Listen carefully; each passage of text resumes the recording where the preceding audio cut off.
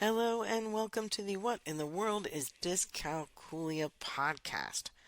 I'm Dr. Honora Wall, and the What in the World is Dyscalculia podcast is sponsored by EduCalc Learning. You can find out more about the math learning disability at educalclearning.com, and you can also find out about dyscalculia at the Dyscalculia Training and Research Institute, which is www.thedtri.org.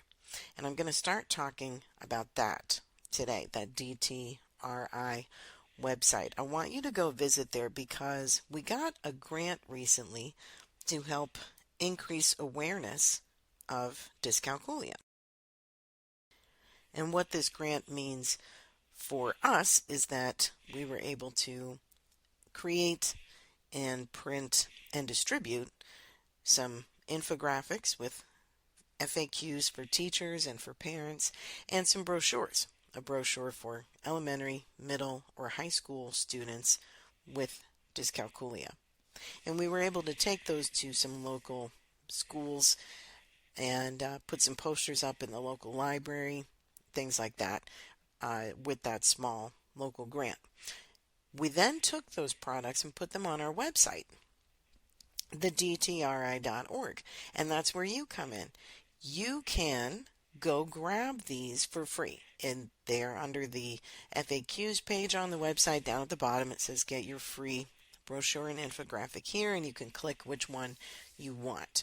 If you want, you can print them yourself and distribute them, but you can also just grab that PDF and email it to a colleague or a friend or your student's teacher or someone in the community who you think needs this information. Feel free to share them. And this information is free for anyone. And getting to the root of the information is free also. If you don't want to grab our infographic, you could make your own. Just go to Google Scholar and start reading the published research on the math learning disability. And you'll see that that's where our information came from. We went to the leading researchers and found out what they had to say, and then we compiled it. So it's a little more straightforward if you just grab stuff off our website. But I'm a big fan of people finding out for themselves. You shouldn't take my word or anyone else's word for anything. You should do some research on your own and make sure that whoever you're listening to, they're saying what the expert researchers are saying. Okay, so grab that free information and it can give you more knowledge and you can share it with people you know. And let's get that awareness out there. One of my driving passions is to make dyscalculia as well known as dyslexia.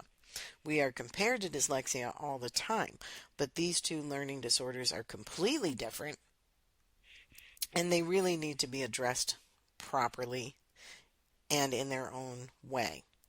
The relationship between dyslexia and dyscalculia also includes the relationship with dysgraphia and dyspraxia, and the relationship with ADHD and autism, because these are all parts of neurodivergent conditions. Different ways of thinking about things and processing information. That's why all of our specific learning disorders are grouped together: dyslexia, dyscalculia, dysgraphia, and dyspraxia. Dysgraphia impacts the way we write. So taking thoughts from our mind and putting them onto paper or organizing them into essays, into articles, into homework assignments. It's hard to get that information out properly. And dyspraxia is moving within physical space. So people that in the past have been told they were horribly clumsy, probably not. Could very well have been a neuroatypical development. But those two get even less coverage and have less research than dyscalculia, the math learning disorder. So we definitely have work to do. You've heard me be on that soapbox many times, but there is information out there, and we've got some for free at thedtri.org. And the second thing I want to talk about today is The fact that we know somewhere around 8% of the population has dyscalculia, whether or not they've been diagnosed. This is just how the percentages run in the general population everywhere in the world. And that means that if you are part of a school, a college, an educational agency, your students already have dyscalculia. End of conversation. They just do. The question becomes, how much of your staff is trained to properly help these students? That is the real thing to talk about. We know students have dyscalculia. And those numbers, that 8% of the population, I think it's even a little higher. I'm sure it's probably closer to 10% of the population.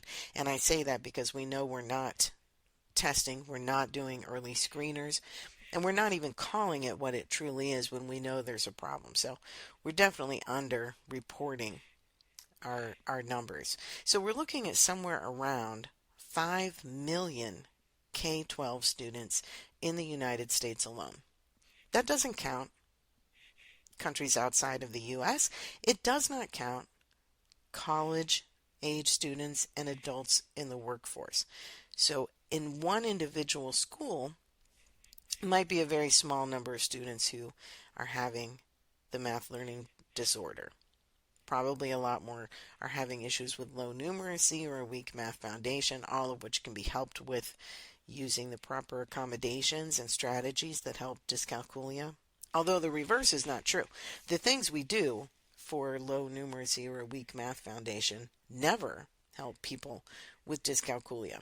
They just continue to fail math all the way through, and we have tons of evidence and research about that as well. So dyscalculia accommodations and strategies, that's a rising tide that lifts all ships.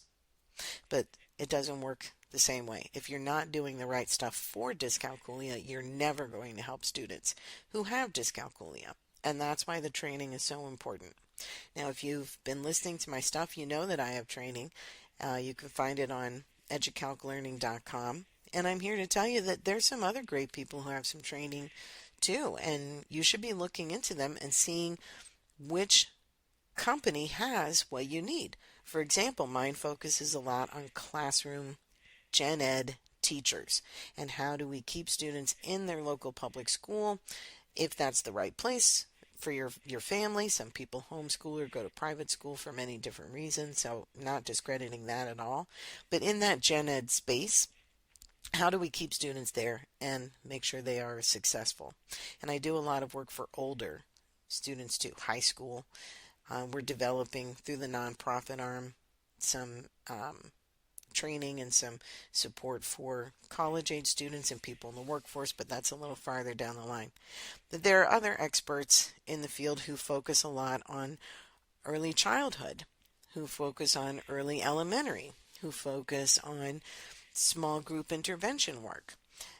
There are also people who have manipulatives and programs you can use in small groups or in the classroom, or you can go to Google Scholar. You can contact any of us with a doctorate who have done dissertations in this area, myself included, and we'll send you our dissertations. You can see the lit review and get the references that we used and read up on it yourself. So you can get some training from a company that specializes in it, or you can do it on your own. But the main thing is you've got to get some training and get some knowledge. Your students already have this condition. Are you prepared to address it in the way they need you to? That is what I really want you to focus on. There's a million ways to get that information, so please spend some time getting that together. You know, I have some teachers who have taken training because their state offers a sabbatical year, which I think is brilliant. And I have not had that in the past in the states where I've taught. So I think it's a great idea, and I hope that it becomes more popular in other places. Before the teachers taking a sabbatical year, they've had school districts or their schools have used Title I funds to pay for some of their training, and the point of the year is that they do not lose their spot as a teacher. They do not lose their pension in the retirement plan and the years of being vested. They do not lose their seniority, but they can take time and go do some extra training to increase their skills. And then the other part of it is they come back at the end of the sabbatical year and make some kind of presentation or somehow share that knowledge with their school or their district and pass that along. So that's something to look into. I know that Washington State and I believe New York State both have programs for that. It might be district specific too. It's definitely worth having a conversation with your district or with your principal and see if this is something that you can take advantage of as well. And if you don't have that, then it might be some training you need to do over the summer, or it might be something that you can do over a break. For my courses and my training, there are no deadlines. You can really have an open-ended completion. So every place is going to be different. You want to see what the requirements are for the training that you're getting. But the point is, there's lots of options. Whatever your personal situation is, you can find some training that's going to help and that's going to get you some more information. It's very rewarding. It's important, I would say crucial for the students who need teachers who have this training. And also, I'm going to tell you, it's really easy. So once you know how to support students with dyscalculia, you're going to see incredible growth on their end.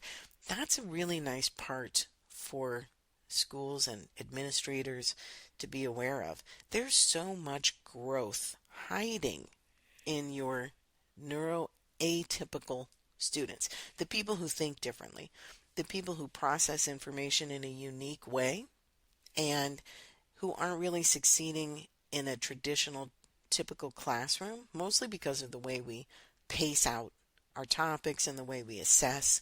That's really where we want to look at making some changes. But these kids, man, once you get it right, they are taking off. They're going to improve in the classroom, and they're going to improve on their state testing. I've seen this as anecdotal evidence through students I've worked with for years. It's always true. I always see some growth on those external measures. And if you're trying to increase your annual performance, it's hiding in that bottom 30% of your students, the bottom 30% of academic achievement, because in there you're going to find your neurodivergent students, either with dyscalculia, dyslexia, dysgraphia, ADHD, high functioning autism. This is where your growth is hiding, and you can bring out that growth and make some real changes with some very easy approaches. So get that training, get the awareness, get the free stuff that's out there, and share it with a colleague, with your administration, with your student's teacher. Share it at the nearby school or at the teacher education program at the local college. Let's just start talking to each other. If you ask a person, just even at the grocery store, oh, hey, have you heard of dyslexia? 9 times out of 10, they're going to say, oh, yeah, I sure have. Then ask them, have you heard of dyscalculia? And they're going to go, what? So we've got to change that narrative. And the way we do it is by sharing information. So that was a lot of pep talk today, a call to action, if you will, to go find out everything you can about dyscalculia and then go tell it to someone else. If you have other questions or comments about the math learning disability, please reach out to me at any time. You can find me at honora@educalclearning.com or honora@thedtri.org. Check out both of those websites. We've got lots of free information on both of them. Email me directly, and I'm happy to answer some of your questions and give you some guidance. And keep checking out the social media reels, listening to the podcast, so we can get this information out and expand our narrative. Thank you for listening to the What in the World is Dyscalculia podcast? And I will see you again soon.